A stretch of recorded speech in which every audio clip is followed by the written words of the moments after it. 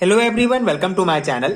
आज हम इस वीडियो में पी ब्लॉक एलिमेंट्स यूनिट से रिलेटेड एक इंपॉर्टेंट टॉपिक डिस्कस करेंगे, that is diagonal relationship between boron and silicon. So boron and silicon के जो इंपॉर्टेंट प्रॉपर्टीज हैं, जो सिमिलैरिटीज हैं, उनको हम डिटेल में एक एक करके डिस्कस करेंगे।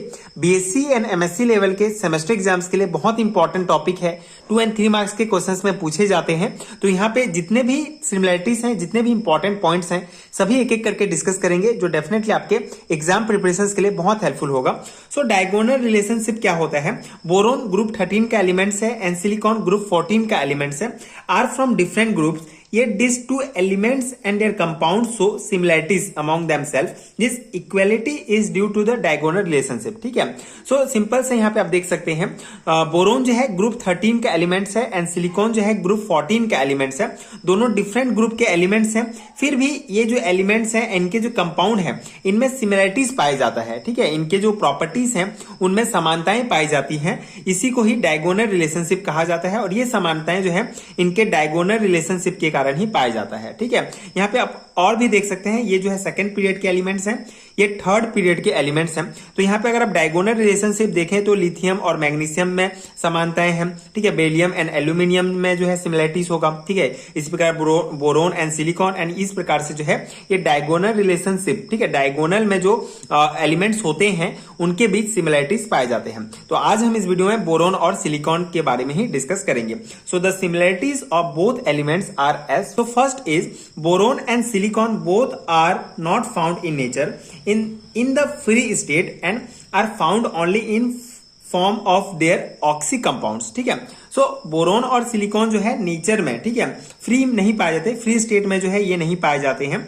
ये जो है सिर्फ ऑक्सी कंपाउंड्स के रूप में जो है पाए जाते हैं। ठीक है, found only in the form of their oxy compounds. ठीक है, तो बोरोन और सिलिकॉन दोनों अपने ऑक्सी कंपाउंड के फॉर्म में पाए जाते हैं। नेचर में फ्रीली जो है ये नहीं अवेलेबल है। ठीक है, जैसे कि सिलिकेट्स और बोरेट के रूप में। ठीक है, सिलिकेट और बोरेट के रूप में ही ये जो है नेचर में पाए जाते हैं। ठीक है, ऑक्सी कंपाउंड के रूप में ही, फ्रीली जो है ये नेचर में अवेलेबल नहीं है।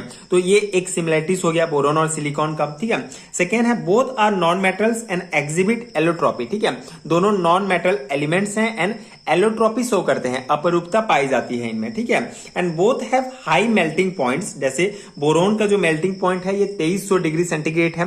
सेम जो है सिलिकॉन का भी जो है बहुत ज्यादा मेल्टिंग पॉइंट होता है, जैसे 1420 degree centigrade, and are bad conductors of electricity and heat. ठीक है, एंड दोनों जो है इलेक्ट्रिसिटी और हीट के लिए जो है बैड कंडक्टर्स होते हैं। ठीक है, and both burn in air to form oxide B2O3 and SiO2 which are stable. ठीक है, दोनों जो है एयर के साथ रिएक्ट करते हैं। ठीक है, जब इनको एयर की उपस्थिति में जब इनको जलाया जाता है तो ये जो है अपने ऑक्साइड में चेंज हो जाते हैं। ठीक है, बोरेट और सिलिकेट में। ठीक है, तो ये एक सिमिलरिटीज हो गया। तो ये जितने भी पॉइंट मैं डिस्कस कर रहा हूं ये बोरोन और सिलिकॉन दोनों के प्रॉपर्टी हैं। ठीक है, दोनों में जो है ये गुण पाए जाते हैं, इसी कारण दोनों में जो है डायगोनल रिलेशनशिप पाया जाता है।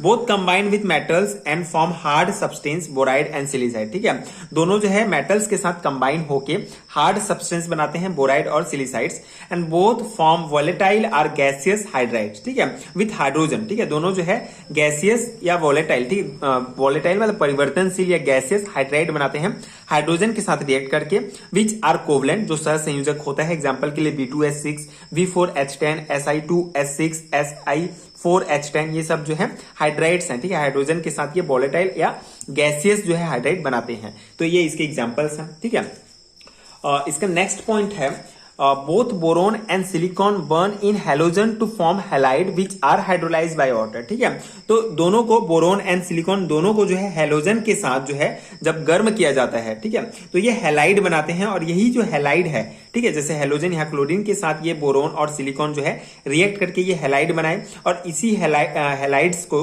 अगर हम हाइड्रोलाइज करते हैं वाटर के साथ, मतलब ये वाटर के साथ हाइड्रोलाइज हो जाते हैं और ऑर्थोबोरिक एसिड और मेटासिलिक एसिड हमको प्राप्त होता है। ठीक है, सिंपल सा पॉइंट है।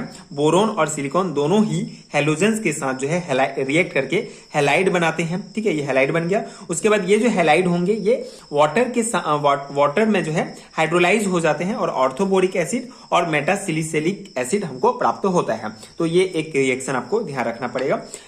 नेक्स्ट पॉइंट है हमारा, both boron and silicon and their oxide dissolve in alkalies to form borate and silicates. ठीक है, तो बोथ, ठीक है, दोनों बोरोन और सिलिकॉन दोनों जो है एल्केलीज के साथ, जैसे यहाँ पे सोडियम हाइड्रोक्साइड हमारा एक एल्केलीज है, तो इसके साथ रिएक्ट करके ये जो है बोरेट और सिलिकेट बनाते हैं। ठीक है, जैसे यहाँ पे जब बोरोन को हम एल्केलीज सोडियम हाइड्रोक्साइड के साथ रिएक्ट कराते हैं, ठीक है, दोनों आपस में रिएक्ट होता है, तो यहाँ पे बोरेट हमको प्राप्त होता है। ठीक है, किसके फॉर्म में, सोडियम बोरेट के फॉर्म में जो हमको ये बोरेट प्राप्त होता है। सेम सिलिकॉन को जब हम एल्केलीज के साथ, ठीक है, NaOH के साथ H2O की उपस्थिति में रिएक्ट कराते हैं तो हमको सोडियम मेटासिलिकेट प्राप्त होता है। ठीक है, ये सिलिकेट प्राप्त हो गया। इसी प्रकार से B2O3 इसके ऑक्साइड्स को भी, ठीक है, सिर्फ बोरोन और सिलिकॉन को ही नहीं, इनके ऑक्साइड को भी अगर हम एल्केलीज के साथ रिएक्ट कराते हैं तो हमको ये बोरेट और सिलिकेट प्राप्त होता है। ठीक है, तो ये एक इंपॉर्टेंट पॉइंट है।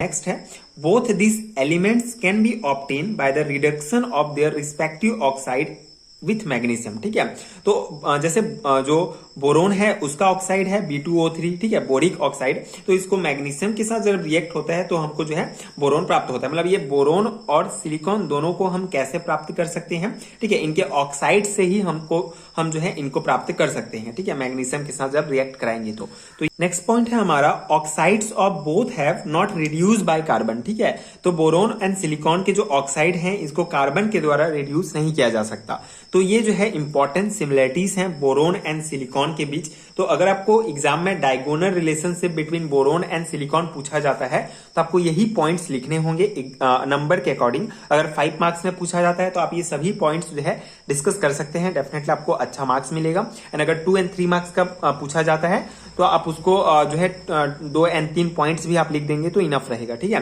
लेकिन मेन आपको जो है अगर डायगोनल रिलेशनशिप पूछा जाता है तो ये अगर ये वाला चार्ट आप बनाते हैं तो बहुत अच्छा रहेगा। ठीक है, इसमें पूरा डायगोनल रिलेशनशिप क्या है शो किया गया है। Basically second period and third period के एलिमेंट्स के बीच जो समानताएं होती हैं, इस प्रकार डायगोनल में जो एलिमेंट्स होते हैं उनमें जो समानताएं होती हैं उसको ही डायगोनल रिलेशनशिप में डिस्कस किया जाता है। ठीक है, उनके जो इंपॉर्टेंट प्रॉपर्टीज हैं उसको। तो आई होप कि आपको ये समझ में आ गया होगा बोरोन एंड सिलिकॉन का डायगोनल रिलेशनशिप, इनके जो इंपॉर्टेंट प्रॉपर्टीज में जो सिमिलरिटीज हैं वो। तो यही था इस टॉपिक का एनालिसिस। आई होप आपको समझ में आ गया होगा एंड ये नोट्स आपके एग्जाम प्रिपरेशन के लिए हेल्पफुल रहा होगा।